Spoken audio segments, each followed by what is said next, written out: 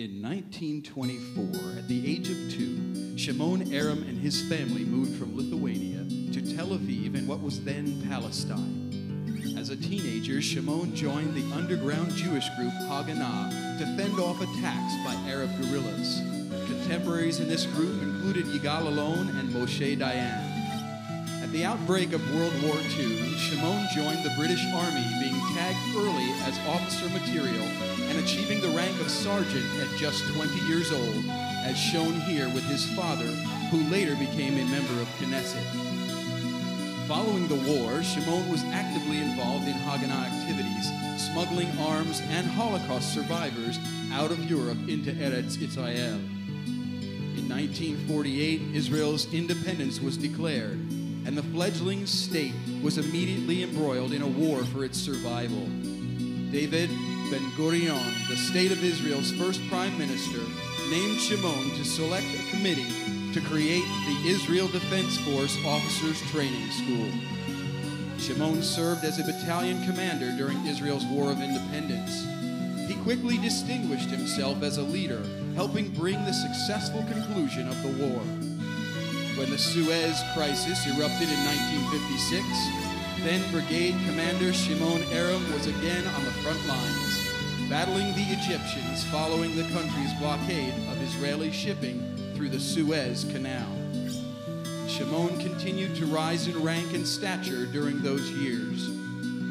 From 1960 to 1966, Shimon Erem made his home in Western Africa, where he served as an advisor to government and business officials on economic, political, and military matters.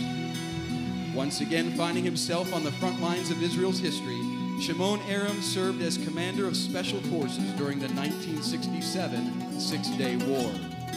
The successful reunification of Jerusalem with the rest of Israel was a particularly special moment for this man of faith.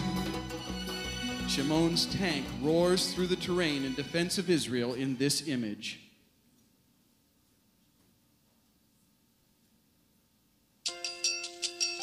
Having met and married wife Danielle, who lived in the U.S., Shimon resettled here in 1970, where they have made their home ever since. In the meantime, Shimon stepped into the role of advisor and counselor to world leaders, all the while strengthening the Jewish state by building bridges between the U.S. and Israel. Over the years, he became confidant and counselor to diplomats and prime ministers.